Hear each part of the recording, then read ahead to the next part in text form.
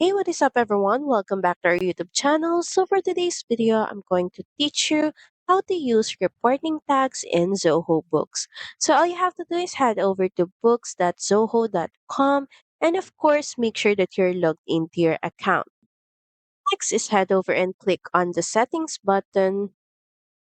Then, from here, just scroll down and look for customization. Under this, you should be able to see reporting tags. Just click on it. Reporting tags in Zoho Books are a powerful tool that lets you categorize and track transactions in a way that makes your financial reports more meaningful and customized. From here, we can start by clicking on New Tag and start by giving a name to the tag, say, for example, location or department. Next is start filling out options. And once done, just click on Save. So that's pretty much it. Thank you very much for watching this video. I hope that you find this video helpful.